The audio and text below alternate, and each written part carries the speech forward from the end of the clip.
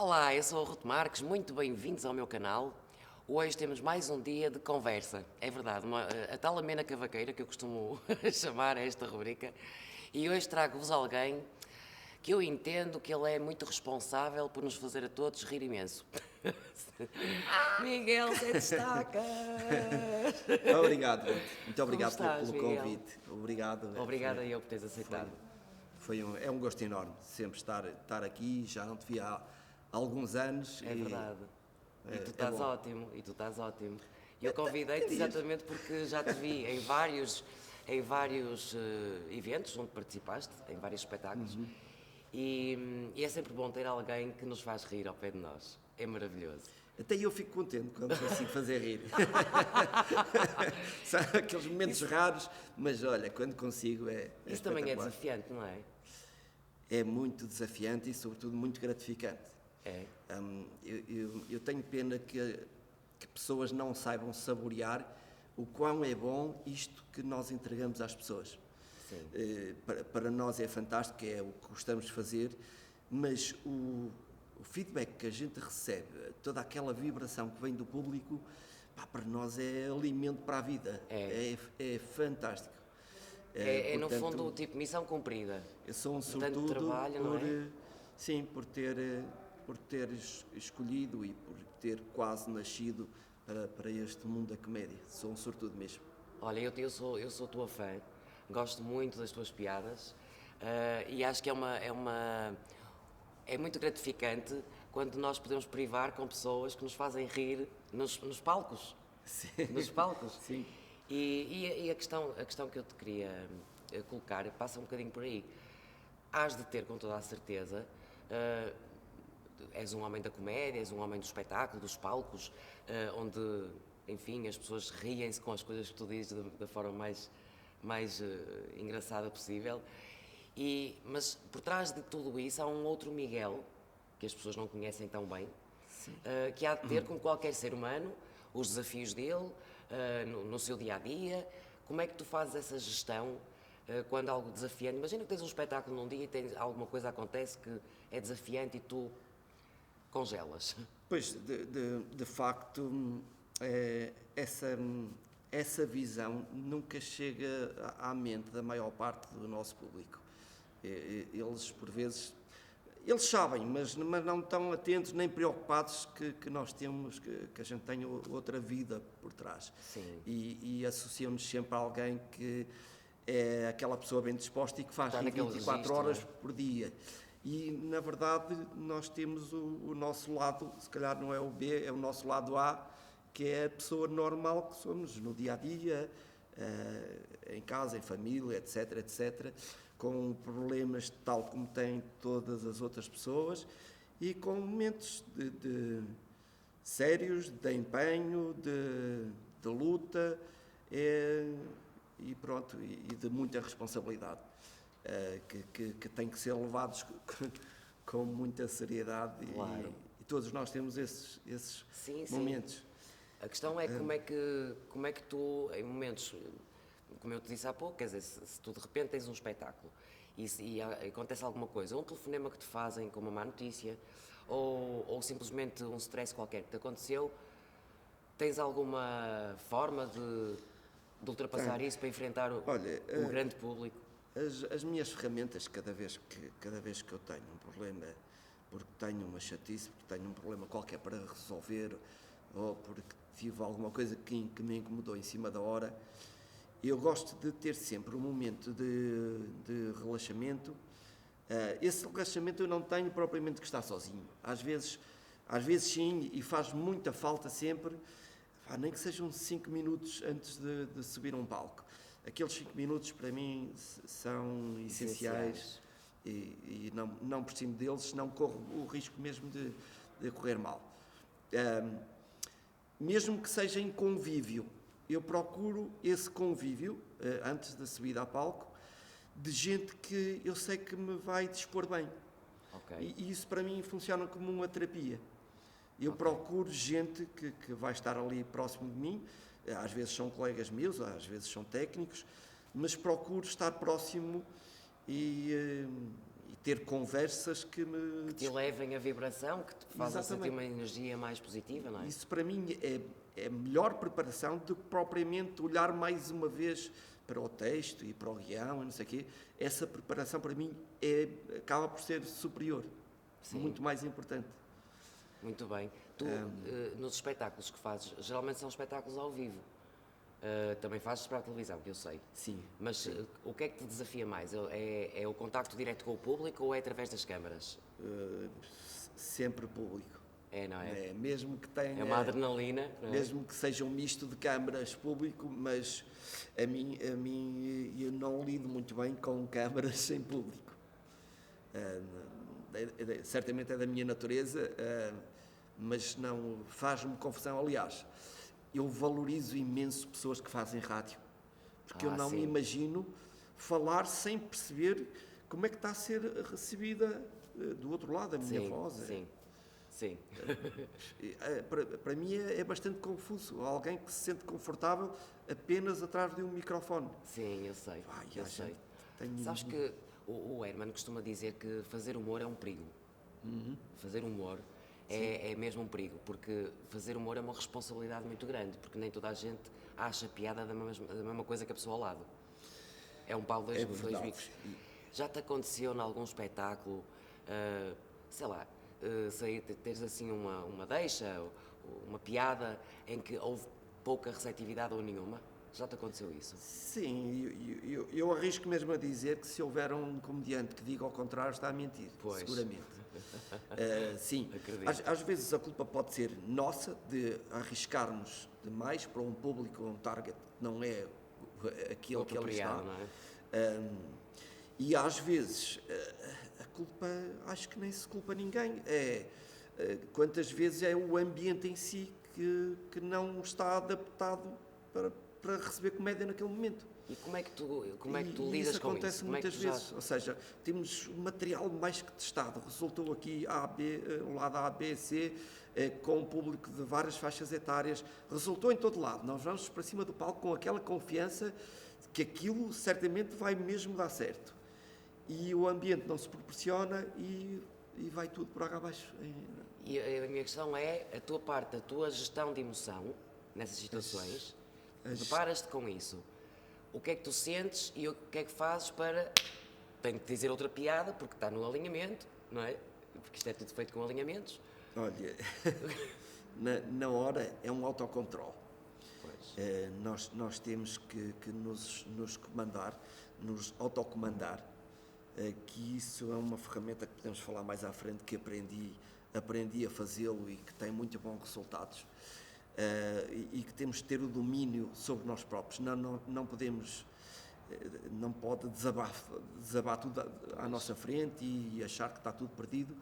E temos que ter esse autocontrole, ter a noção do tempo mais ou menos que devemos preencher, ou com improviso, ou a stand-up tem uma vantagem muito grande, Ruth, que é o quê? Permite-nos mudar de tema com muita flexibilidade, sim. E como temas permite-nos fazer isso, às vezes um tema que não está a resultar, de repente saltamos para o outro e andamos ali de trampolim em trampolim até tentar acertar naquilo que as pessoas querem. Agora vai pegar. Sim, há quem se safe, por exemplo, bem em humor físico, há quem se safe bem na parte musical e às vezes essas ferramentas são importantíssimas. Eu, por acaso, não tenho nenhuma dessas, mas de repente alguém que está a falar e ninguém o ouve, ou faz uma palhaçada, ou então pega numa guitarra e dá 2 guitarradas e começa a cantar e aquilo desperta outra vez. Espera aí, parece que é outra pessoa que saltou para ali. Há alguma coisa diferente está a acontecer. Eu não tenho nenhuma dessas, e eu tento gerir, tento improvisar e ter aquele autodomínio até ao fim. No final, quando é mesmo negativo, é uma tristeza enorme, mas vamos para casa e o que temos que fazer é rapidamente saltar para um próximo espetáculo. Mudar o foco, não é? Sim. E é quase como uma equipa de futebol, quando vai a passar uma má fase só consegue ultrapassar essa má fase quando tem um próximo jogo muito bom. E isto acontece connosco, ou seja, nós temos que procurar imediatamente o próximo jogo. E eu muitas vezes que faço em salas que nos proporcionam, por exemplo, nem estamos em cartaz, nem estamos anunciados, mas proporcionam-nos 5 minutos no intervalo ou no início do espetáculo de um colega nosso. Sim. Isso faz-nos tão bem. Primeiro, não temos o compromisso nem o peso do cartaz. Okay? Pois, exatamente. São convidados. E depois temos um tempo muito comprimido, ou seja, nós podemos dar tudo em 5 minutos, mas aquilo vai-nos saber tão bem e vai-nos fazer esquecer o que está para trás. Exatamente.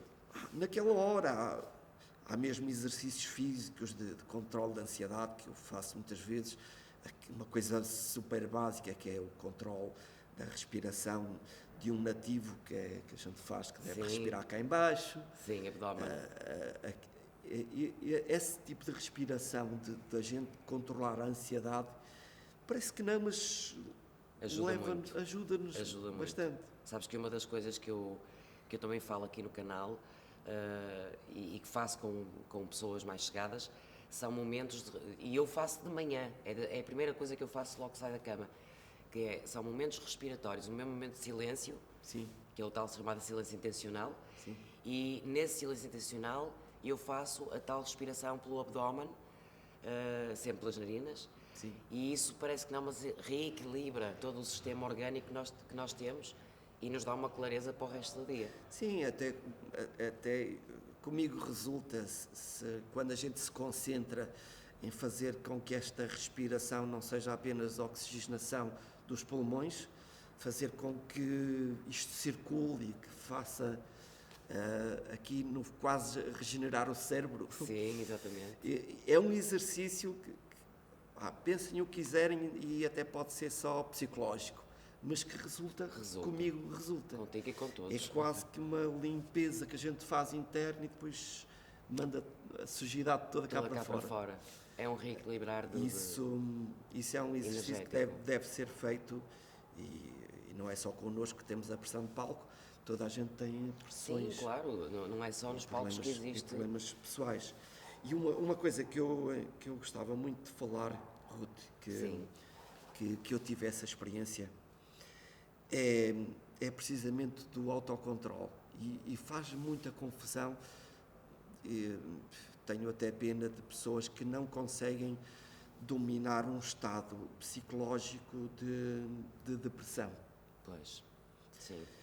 Eu não sei se tens a mesma ideia que eu quando vejo uma pessoa depressiva e apetece-me ir ter com ela e ajudar o máximo possível até que se veja livre de medicação para depressão. A ideia que eu tenho, e eu não sou médico e não tenho conhecimento para falar disso, mas a ideia que me passa uma pessoa depressiva é que o medicamento está a controlar aquela pessoa, mas não está a libertá-la da depressão. Está a controlar... Está a camuflar. Está a camuflar. E eu acho que não está a ajudá-la a sair do poço. Exatamente. Eu quando vejo...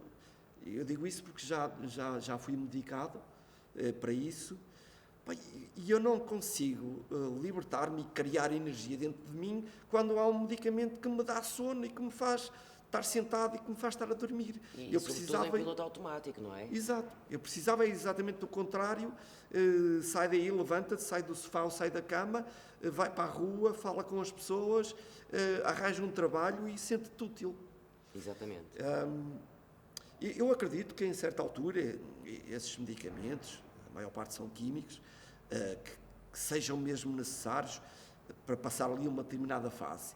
Mas não pode ser... Ad eterno, não é? Eterno.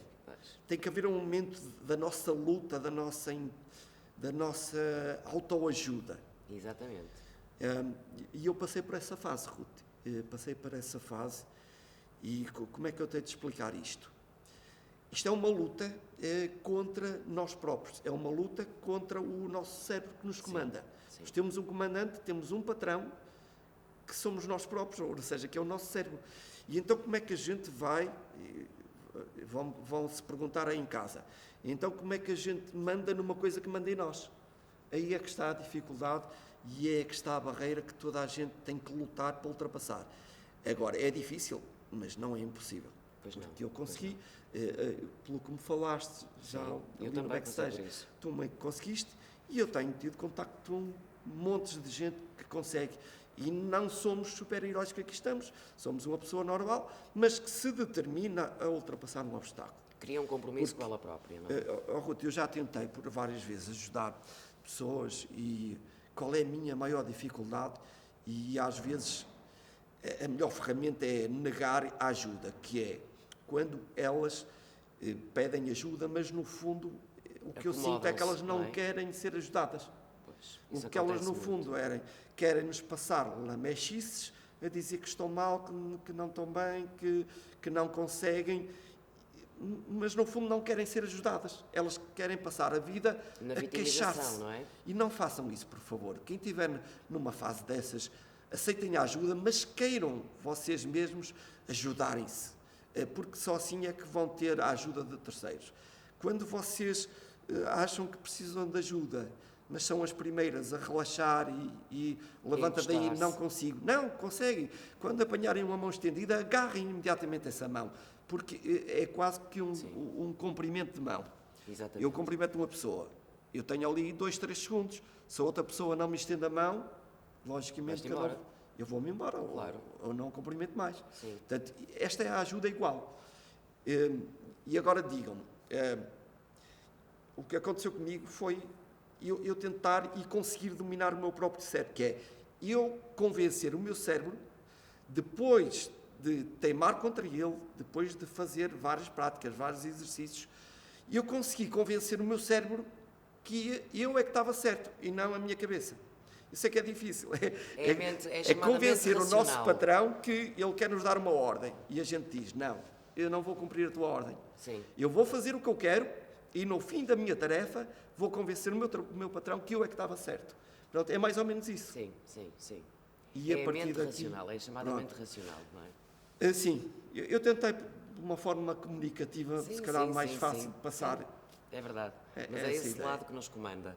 Muitas vezes, quando nós estamos só no consciente, Sim, não é? Porque a maior parte das vezes, o que se chama de estar em piloto automático, é nós deixarmos as coisas andarem Deixa e andar. não tomarmos as rédeas da vida. sim. E isso é muito típico nas pessoas que sofrem efetivamente desse síndrome, que nem é síndrome, é mesmo uma patologia, a depressão, e que tem cura. E eu sou a prova disso, e tu és a prova disso. E é que o tempo passa tão rápido. Pois passa. E as pessoas não tomam a atitude de se ajudarem quando dão conta, passaram anos da vida que vamos considerar que foram perdidos. Exatamente. Sim, porque no fundo é um adormecimento de tempo, não é? É claro que eu tive desafios que me ajudaram muito a superar e a fases mais difíceis que eu tive. E sobretudo foi voltar a lutar pelos meus familiares.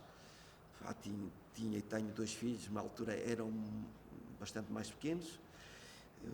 A minha família, a minha esposa, os meus pais e os meus amigos, que tenho muito mais do que aquilo que imaginava, verdadeiros amigos. E foram eles que se agarraram em mim, foram eles que estenderam a mão e foi a mão deles que eu não quis perder. E foi por eles que eu lutei e que vale a pena cá estar. Oh, Miguel. maravilha. Ruth, sabes porquê? Eu não sei se alguém privou contigo o que é estar apagado num estado de coma. O estar apagado é a mesma coisa que tu tenhas despedido desta vida. O estado é igual. Exatamente. As reações acabaram-se. Tens apenas ali o teu corpo, não tens mais nada. E quando acordo, e certamente que alguém lá em casa se vai identificar com isto, espero que não seja muita gente, Pois. é bom sinal que não tenha passado por isto, mas acreditem numa coisa, eu tive aquela sensação de ter passado para outro mundo, ou seja, ter abandonado este, no fundo, de me ter desligado da vida. E quando voltei, e isto é mesmo verdade, com a sensação de que, afinal, desaparecer deste mundo não é assim tão difícil. Pois, Eu perdi o medo da morte. pois, por passar Por- essa experiência, não é? Porque eu passei E eu quando acordei assim, olha, afinal aquilo foi assim um clique. Estava cá, deixei de estar. O cérebro deixou de raciocinar. Exatamente. E pronto, a outra parte vital funciona, mas esta parte aqui apagou-se. Sim, sim, sim, sim. E esta é a parte mais importante. Exatamente. O não sofrer é aqui, o cérebro está apagado. E eu digo-te com muita franqueza, eu naquele momento deixei de ter medo da morte. Então a morte é isto, afinal não somos nós quem sofre mais. Afinal, quem cá sofre fica. é quem cá fica. E esta é uma realidade, e é uma realidade que eu gostava mesmo de transmitir.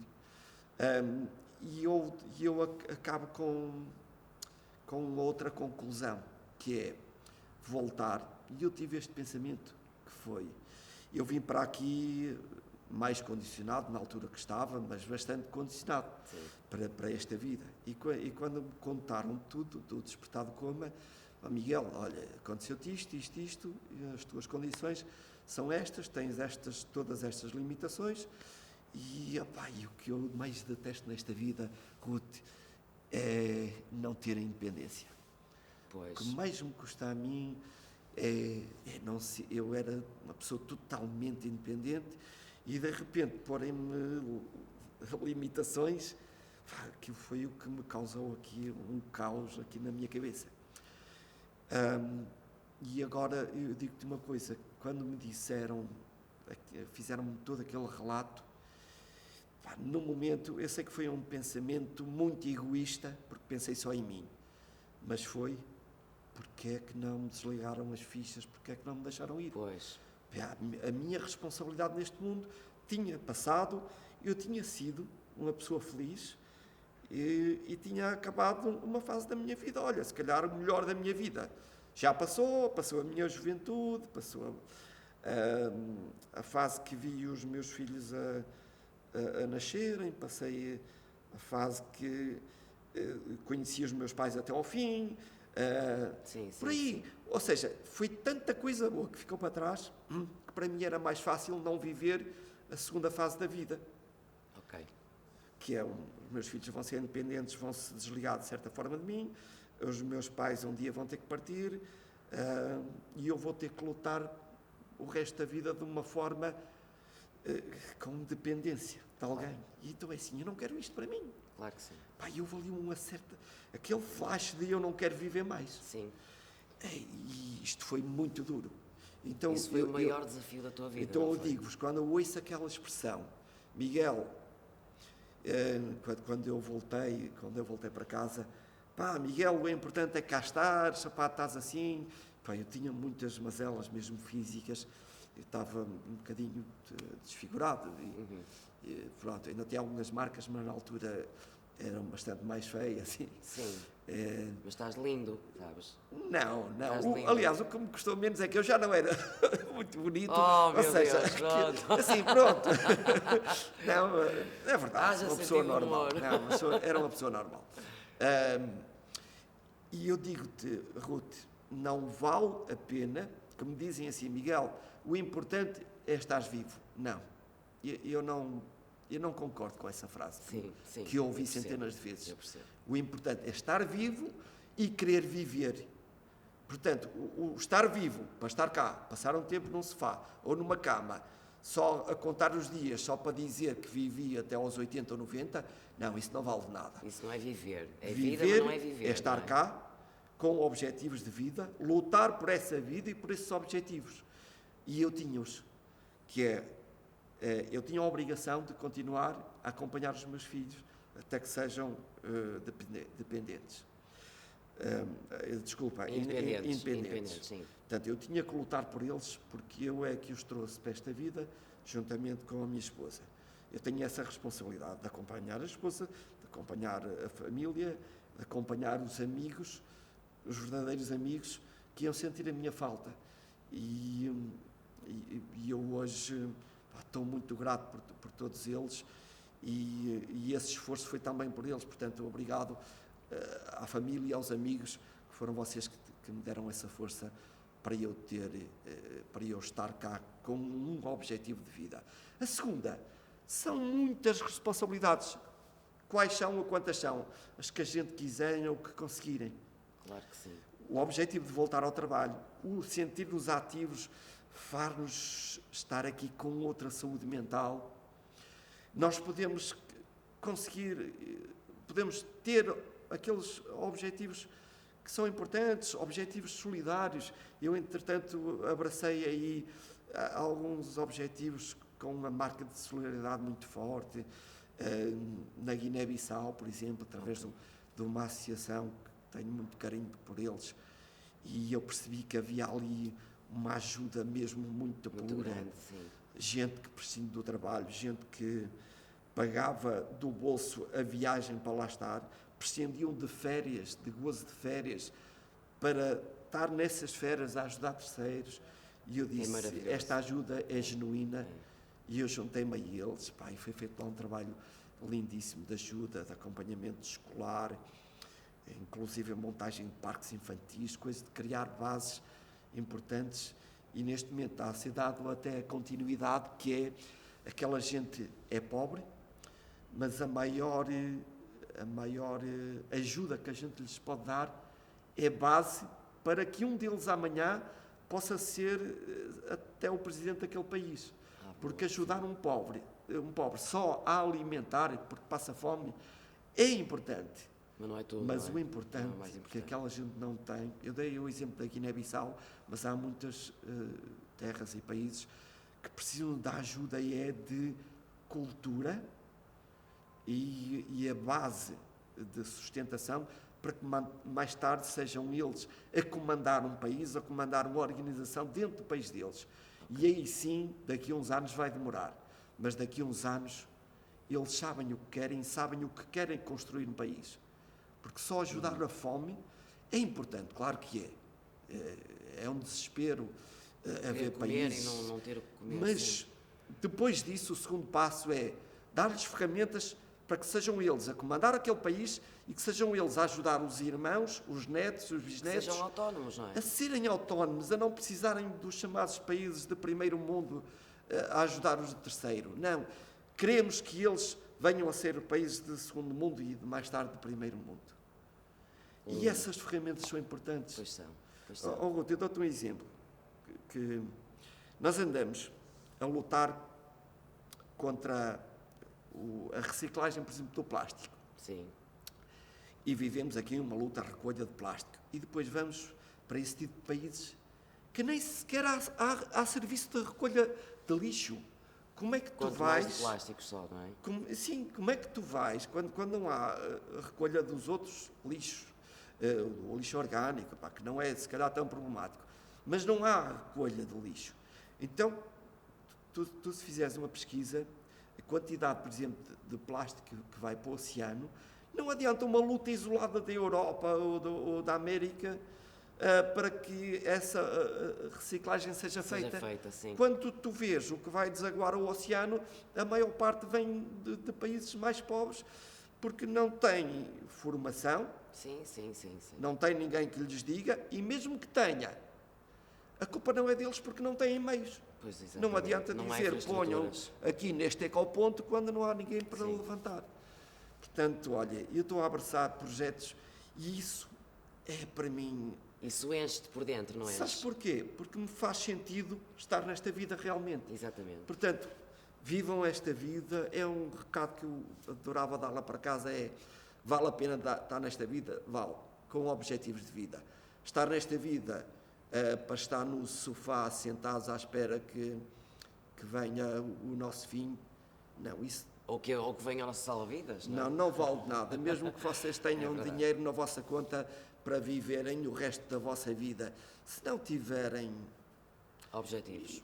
Mesmo metas. Que tenham limitações com a nossa idade, com o avançar da idade, vêm as limitações físicas, a gente não consegue, mas olha, enquanto vocês tiverem isto, a gente pode fazer tanta coisa. É mesmo. Miguel, olha, muito obrigada, adorei a tua entrevista. Qual a entrevista? Isto agora estávamos foi aqui. Uma conversa, nós estávamos aqui mais 1h30, até logo à noite. Estávamos aqui ad eterno. Olha, muito obrigada por teres aceitado o convite. Foi um prazer muito grande ter-te aqui comigo. e depois vais-me dizer onde é que tens o próximo espetáculo, que eu quero lá estar. Sim. Está bem? Obrigado também, Ruth. Quero também só deixar esta mensagem. E isto são lições de vida, porque a gente passa. Mas eu não me sinto nenhum super-herói, nem nunca vou querer esse rótulo. Claro. Eu apenas me sinto que tenho o dever de transmitir passagens que eu acho que podem ser positivas para quem nos está a ouvir. Claro. E esse é o meu dever para convosco, que eventualmente possa precisar deste tipo de discurso, de passagens de vida. É só isso. Agora, super-heróis, não. Não, isso só na banda Sou desenhada.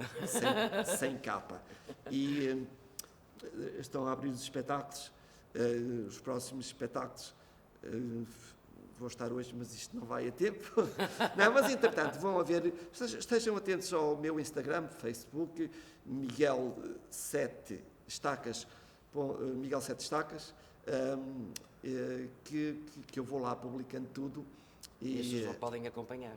E as pessoas vão-me acompanhando. Exatamente. E obrigado, Ruth, por esta conversa fantástica. Olha, contigo. obrigado a eu. E bem-ajas, tudo de bom e muita, muita luz na tua vida. É o que eu mais te desejo. Muito obrigada. Obrigado. Vocês aí, não se esqueçam de subscrever aqui o canal. Vejam os vídeos, todas as semanas temos coisas maravilhosas, conteúdos fantásticos. Façam aqui um likezinho se gostaram do vídeo e partilhem com os vossos amigos. Nunca sabe a quem é que isto vai chegar e que faça sentido esta conversa. E vemo-nos no próximo vídeo. Miguel, muito obrigado.